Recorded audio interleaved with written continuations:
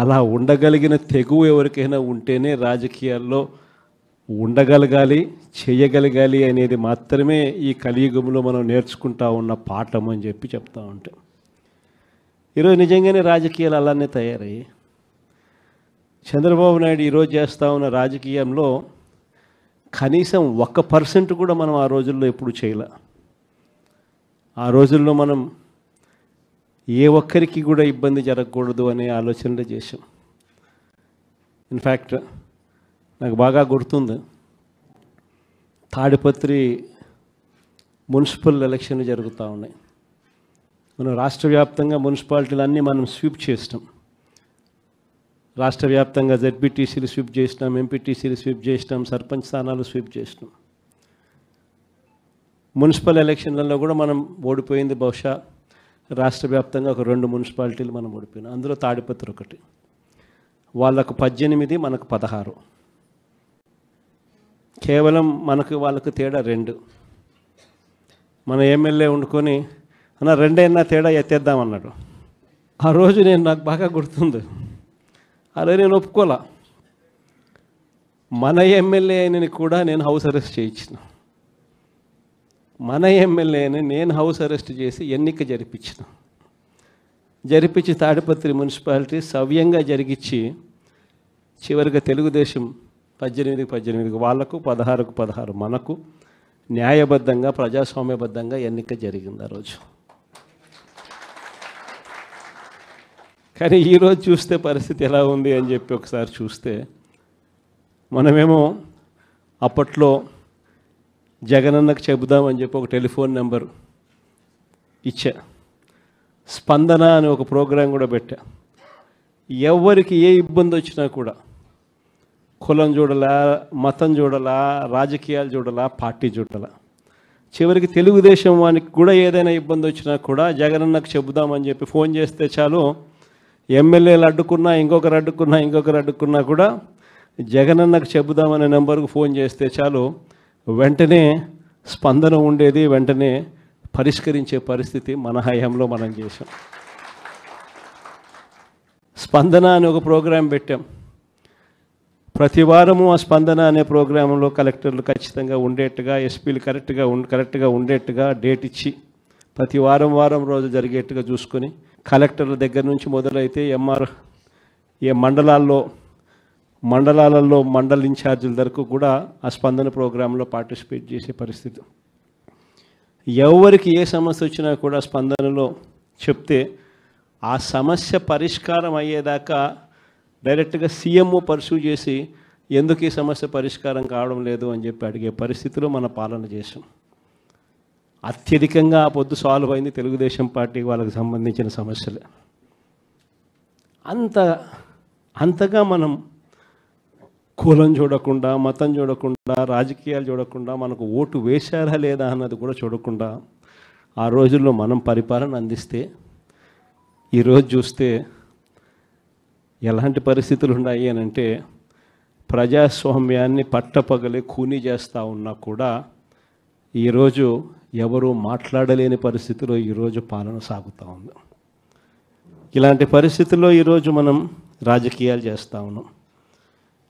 ఈరోజు మొన్ననే చూసాం తిరువూరు ఎన్నిక, ఇప్పుడు కూడా జరుగుతూ ఉంది. ఇన్ఫ్యాక్ట్ తిరువూరు ఎన్నిక చూస్తే ఆశ్చర్యం కలిగించే నెంబర్సు. ఎందుకు ఎన్నికలు చేస్తూ ఉన్నారో కూడా ఎవరికి అర్థం కాదు.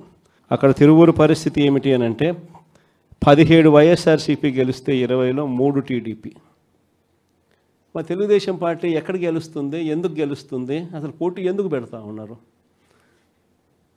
అయినా దాన్ని కూడా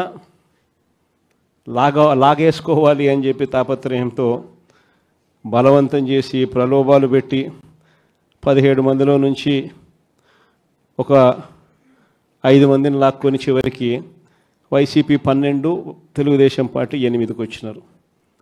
అక్కడ కూడా ఎన్నిక కూడా ఇప్పటికీ మెజారిటీ మనమే కాబట్టి ఎన్నిక ఇప్పుడైనా మనమే గెలవాలి. ఆ ఎన్నిక కూడా జరగకోకుండా ఏకంగా పోలీసుల ఆధ్వర్యంలో ఎన్నిక ఆపుతూ ఉన్నారు. మన వాళ్ళందరినీ హౌస్ అరెస్టు, వాళ్ళందరినీ రోడ్ల మీదకి తీసుకొచ్చి నిలబెట్టినారు. ఈరోజు హౌస్ మోషన్, కోర్టులో హౌస్ మోషన్ ఈరోజు మనం మూవ్ చేసి ఈరోజు ఆ ఎన్నికకి సంబంధించి ప్రొటెక్షన్ ఇచ్చి పోలీసు వాళ్ళని తీసుకొని పోయి ఎన్నిక జరిపించమని చెప్పి కోర్టులు చెప్తే ఆ ఎన్నిక జరుగుతుందో జరగదో కూడా ఇంకా తెలియదు. నర్సరావుపేట 17 వైసీపీని గెలిచింది. ఈరోజు వైసీపీ 13, తెలుగుదేశం పార్టీ ఈరోజు 3, ఒకరు చనిపోయినారు. సో ముగ్గురే ఉన్నప్పుడు, ఇప్పటికీ మనకి మెజారిటీ ఉన్నప్పుడు తెలుగుదేశం పార్టీ ఏ రకంగా గెలుస్తుంది? కానీ కోరం లేకపోయినా కూడా మేమే గెలిచేసినామని చెప్పి డిక్లేర్ చేసుకున్నారు.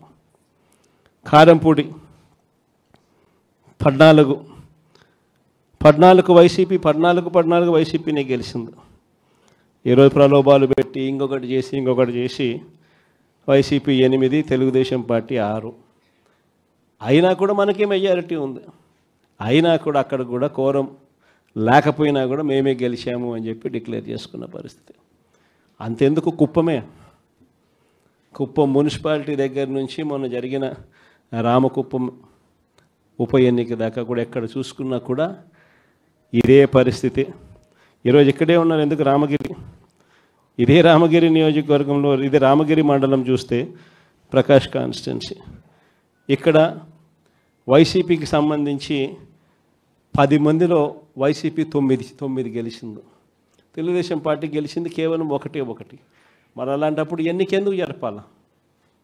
ప్రజాస్వామ్యంలో ఒక పార్టీ టికెట్ మీద, ఒక పార్టీ బీఫామ్ మీద, ఒక పార్టీ గుర్తు మీద గెలిచినప్పుడు ముఖ్యమంత్రిగా ఉన్న మనమే దాన్ని కాపాడలేని పరిస్థితుల్లో మనమే పరిపాలన చేస్తూ ఉన్నప్పుడు, మనమే ప్రజాస్వామ్యాన్ని దగ్గరుండి పోలీసులను పెట్టి మరీ కూనీ చేయించమని చెప్పి మనమే ప్రోద్బలం చేస్తూ మళ్ళీ రాజకీయాలు చేస్తూ ఉన్నప్పుడు ఎందుకు ఈ రాజకీయాలు చేస్తూ ఉన్నాం?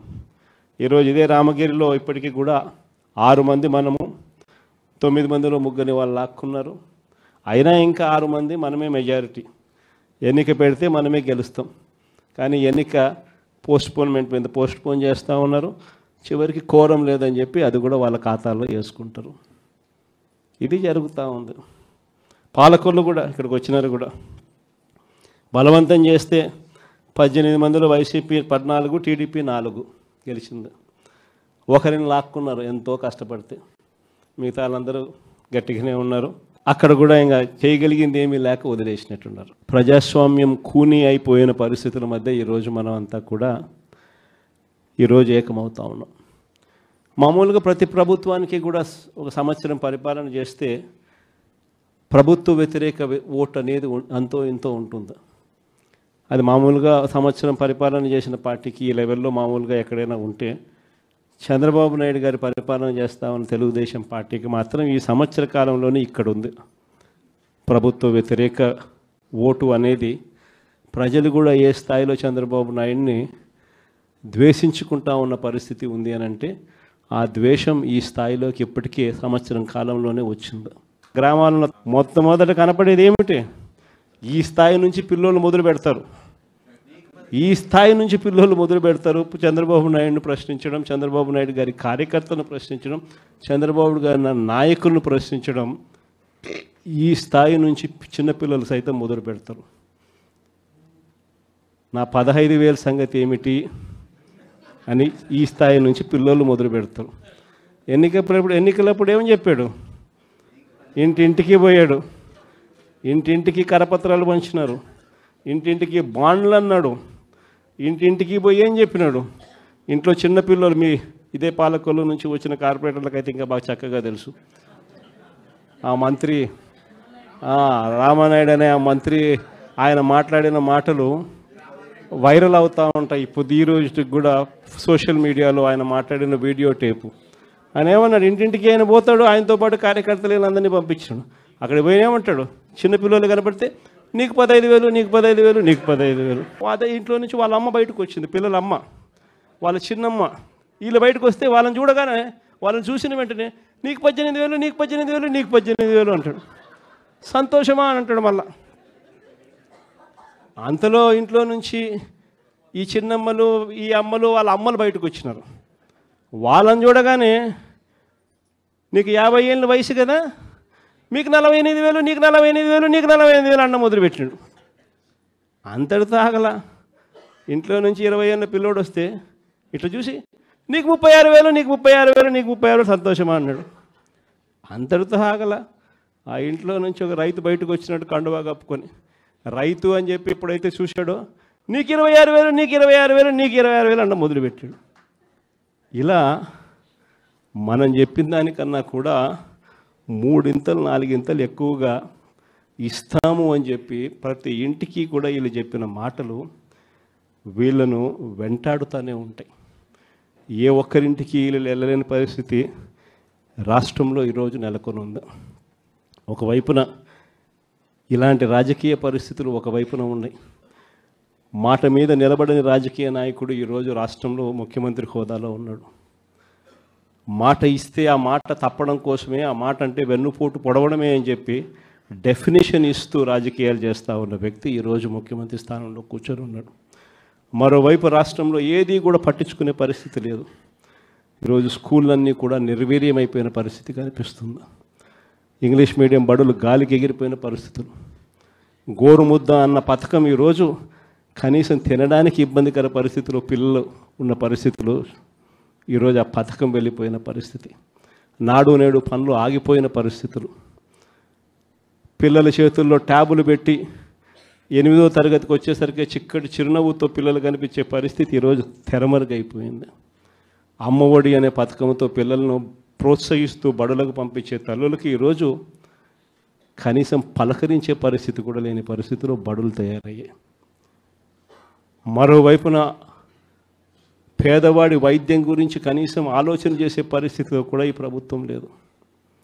ఏ పేదవాడికైనా కూడా వైద్యం అవసరమైనప్పుడు ఆ పేదవాడికి ప్రభుత్వం తోడుగా ఉంది అన్న భరోసా ఇవ్వగలగడం ప్రభుత్వ కనీస బాధ్యత. అలాంటిది ఆరోగ్యశ్రీకి ప్రతి నెల కనీసం నెలకు 300 కోట్ల రూపాయలు ఖర్చు అవుతుంది. ఈ ప్రభుత్వం వచ్చి 12 నెలలు. ఆరోగ్యశ్రీ బిల్లులు ఇప్పటికే 3,600 కోట్లు దాటాయి. ఆరోగ్యశ్రీ బిల్లులు ఇవ్వడంలో ఆరోగ్య ఆసరా గురించి పట్టించుకునే పరిస్థితి లేదు.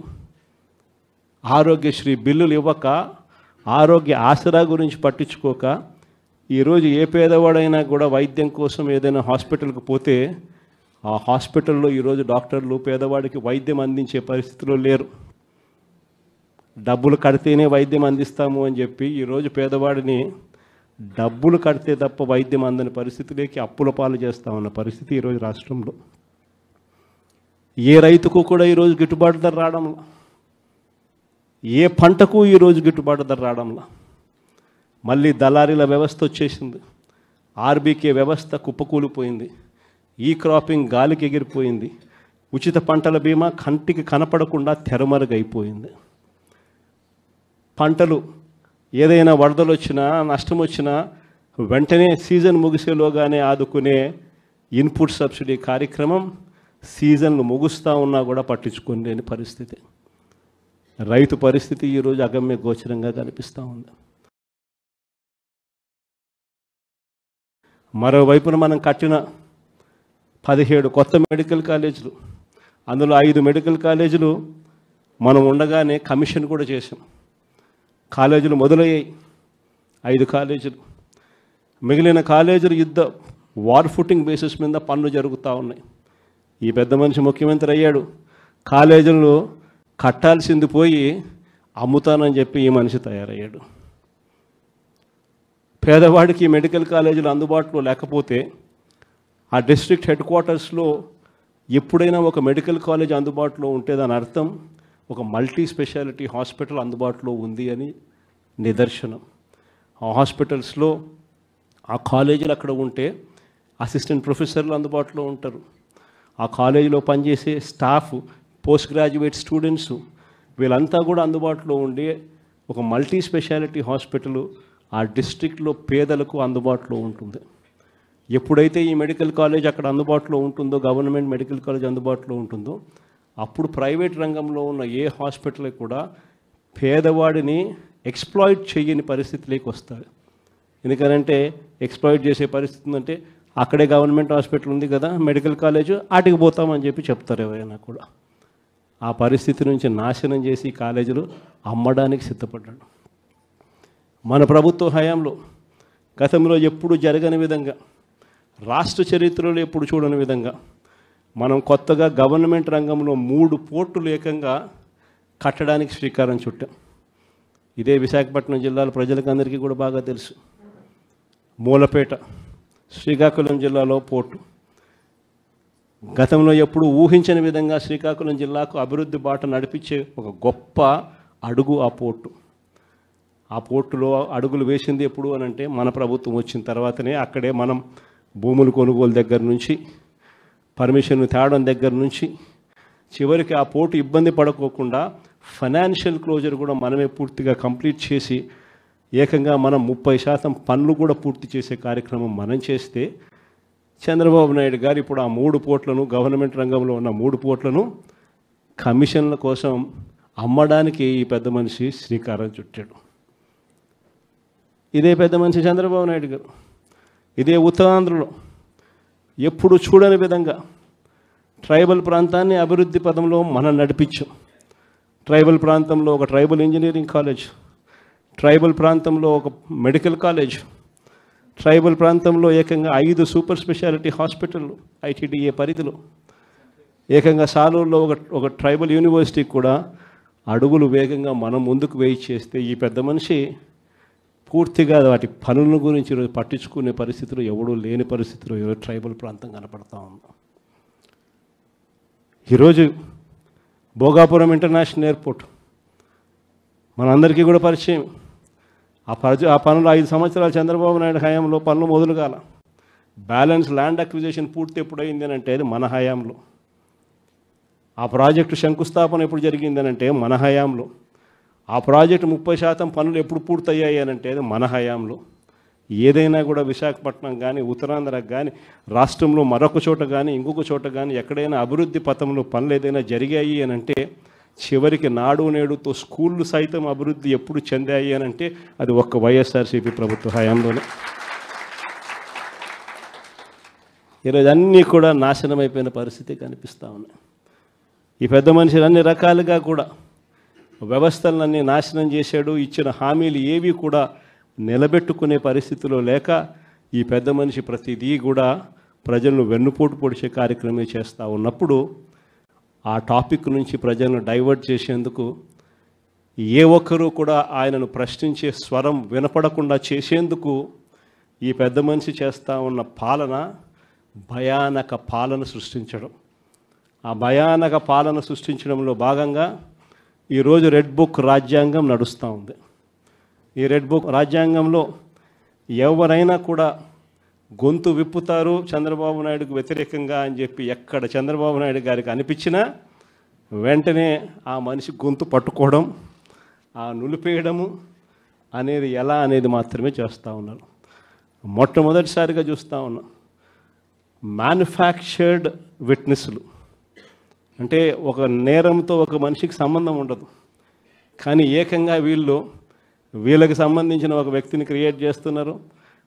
ఆయన చేత ఆయనను అప్రూవర్ అంటున్నారు, ఆయన చేత ఇష్టం వచ్చిన మాటలు మాట్లాడిస్తున్నారు, ఒక ఎవిడెన్స్ మ్యానుఫ్యాక్చర్డ్ ఎవిడెన్స్ క్రియేట్ చేయిస్తున్నారు, ఆ మనిషితో ఈ మనిషి పేరు చెప్పిస్తున్నారు, ఈ మనిషిని ఇలా అరెస్ట్ చేస్తూ ఉన్నారు. ఇంతవరకు ఎప్పుడు హిస్టరీలో ఇటువంటి కార్యక్రమాలు ఎప్పుడు జరగల. ఒక తప్పుడు సాంప్రదాయానికి పెద్ద మనిషి చంద్రబాబు నాయుడు గారు ఈరోజు బీజం వేస్తూ ఉన్నాడు. ప్రతి నియోజకవర్గంలో కూడా పాత కేసులు ఏమేమి ఉన్నాయని చెప్పి తవ్వుతున్నారు. ఆయన పాత కేసులలో ఇప్పుడు మన ఎమ్మెల్యే క్యాండిడేట్లను ఎలా ఇరికించాలి అని చెప్పి, ఆ కేసుల్లో ఎలా ఇరికించాలి అని చెప్పి ఇప్పుడు చూస్తూ ఉన్నారు.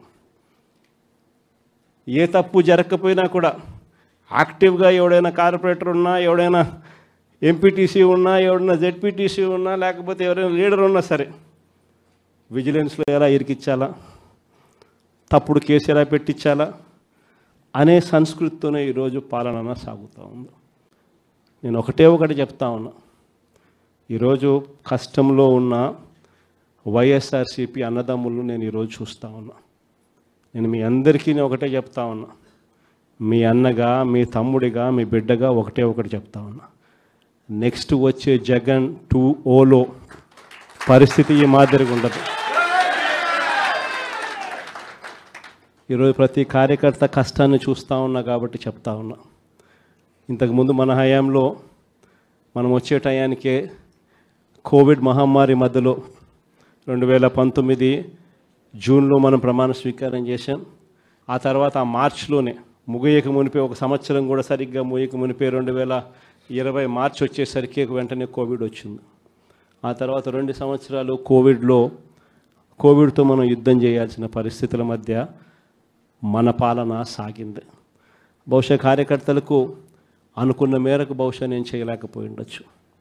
కానీ ఇవాళ ఒకటే చెప్తా ఉన్నా, ఈరోజు ఈ కష్టాన్ని చూసిన వ్యక్తిగా చెప్తా ఉన్నా, రేపొద్దున ఇలా ఉండదు. రేపొద్దున జరిగే ప్రతి విషయంలోనూ వైఎస్ఆర్సీపీకి కార్యకర్తే నెంబర్ 1గా ఉంటాడని మాత్రం ఖచ్చితంగా చెప్తా ఉన్నా. ప్రతి కార్యకర్తకు నేను ఒకటే చెప్తా ఉన్నా, ఎవడెవడైతే మీకు అన్యాయం చేశాడో పర్వాలా, అన్యాయం చేయండి, చేయించుకుంటాం, టైం మీది, కానియండి, కొట్టండి అని చెప్పండి. ఆడు ఎవడు ఏం చేస్తా ఉన్నాడో పేరు రాసుకోండి. రెడ్ బుక్ అని నేను చెప్పను, కానీ పేరైతే రాసుకోండి. మీరు ఏ బుక్లో రాసుకున్నా పర్వాలా, పేరైతే మీరు రాసుకోండి. దాని తర్వాత మాత్రం అన్యాయం చేసినోనికి సినిమా మాత్రం మనం చూపిస్తామని చెప్తాను. ఆ మనిషి రిటైర్డ్ అయి ఉన్నా కూడా లాక్కొని వస్తా, ఆ మనిషి దేశం విడిచిపెట్టిపోయినా లాక్కొని వస్తా. ఎవరిని వదిలిపెట్టేది ఉండదు. ఒక్కొక్కడికి మాత్రం సినిమా మాత్రం ఎలా చూపించానో అలా చూపిస్తామని మాత్రం చెప్తాను. ఖచ్చితంగా ఏదైతే నాటుతున్నారో, ఏదైతే ఇత్తుతున్నారో, ఇది రెండింతలు వీళ్ళకు పండే కార్యక్రమం కూడా జరుగుతుందని మాత్రం ప్రతి కార్యకర్తకు గట్టిగా చెప్పండి. ఎందుకనంటే ఈరోజు రాష్ట్ర వ్యాప్తంగా ఇదే జరుగుతూ ఉంది. ఒక్కొక్కని కథ వింటూ ఉంటే నిజంగా మనసుకు బాధ కలుగుతుంది. ఆ బాధ ఎలాంటి బాధ అంటే చెప్పలేం. అసలు మంగళగిరిలో ఒక పాపను, కృష్ణవేణి మంగళగిరి పాప, సోషల్ మీడియా పాప తీసుకొని పోయి, ఆడపాపను కూడా, ఆడకూతురు అని కూడా చూడుకోకుండా తీసుకొని పోయి హైదరాబాద్ నుంచి ఎత్తుకొని వచ్చి స్టేషన్లలో పెడతా ఉన్నారు. ఇంకొక పాప సుధారాణి, ఆ పాపను నెలలు ఈ స్టేషన్ నుంచి శ్రీకాకుళం నుంచి తిప్పినారు. శ్రీకాకుళం నుంచి కింద దాకా అన్ని స్టేషన్లు తిప్పుకుంటూ నెల రోజుల పాటు బెయిల్ రాకోకుండా తిప్పినారు. ఆడవాళ్ళను, ఆడకూతుర్లను కూడా చూడుకోకుండా, కేవలం వీళ్ళకి వ్యతిరేకంగా పోస్ట్ పెట్టిందని. ఇంత దౌర్జన్యంగా జరుగుతూ ఉన్నారు. వంశీ అని ఇప్పటికి 1.5 అయిపోయింది.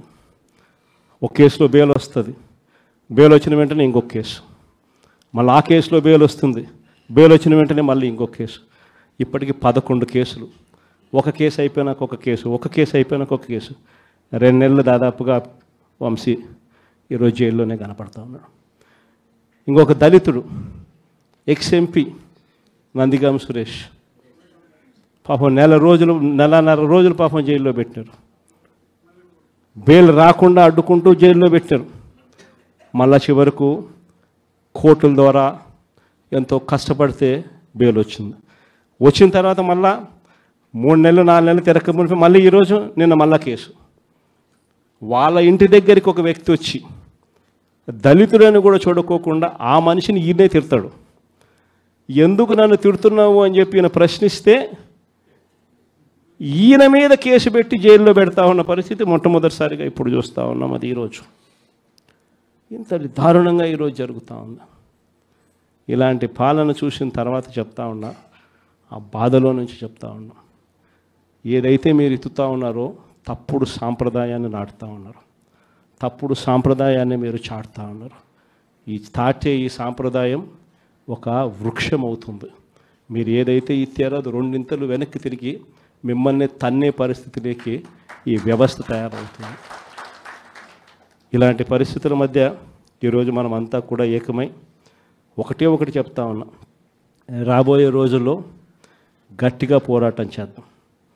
సంవత్సరం అయిపోయింది కళ్ళు మూసుకొని కళ్ళు తెరిచేసరికి. ఇక కళ్ళు మూసుకొని కళ్ళు తెరిచేసరికి మరో 3 సంవత్సరాలు కూడా అయిపోతే దాని తర్వాత మాత్రం వచ్చేది మన ప్రభుత్వమే. మంచి రోజులు ఖచ్చితంగా మనకే వస్తాయి.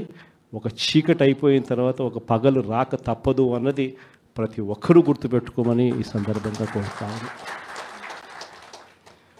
ప్రతి అడుగులోనూ కూడా సంవత్సరం అయిపోయింది కాబట్టి ఇక రాబోయే రోజుల్లో ఇంకా ఉధృతంగా కూడా ఉద్యమాలు చేయాల్సిన పరిస్థితుల మధ్య మన పార్టీ ప్రయాణం సాగుతుంది. ఈ లోపల మనం గ్రామ స్థాయి దాకా కూడా మనం వెళ్ళిపోయి గ్రామ కమిటీస్ ఫామ్ చేసుకోవడం దగ్గర నుంచి మొదలెట్టి బూత్ కమిటీస్ ఫామ్ చేయడం దగ్గర వరకు కూడా పూర్తిగా మనం చేసుకోవాల్సిన కార్యక్రమాలు ఏర్పాట్లు అన్నీ కూడా వ్యవస్థీకరణగా మనం చేసుకునే కార్యక్రమం మనం చేసుకుందాం. దాని తర్వాత ఉద్యమ బాట పట్టాల్సిన సమయంలో ఖచ్చితంగా ఉద్యమ బాట పడుతూ ఈ ప్రభుత్వం చేస్తూ ఉన్న తప్పులను ఎండగడుతూ ప్రభుత్వం చేస్తూ ఉన్న తప్పుడు పనులను ప్రజలకు ఎత్తి చూపుతూ మీ పాత్ర మీరు పోషించాల్సిన సమయం కూడా వచ్చింది అని చెప్పడానికి ఈ సమావేశాలన్నీ కూడా ఏర్పాటు చేసి మీ అందరి సహాయ సహకారాలు కూడా తీసుకునే కార్యక్రమం కూడా చేస్తూ ఉన్నాం.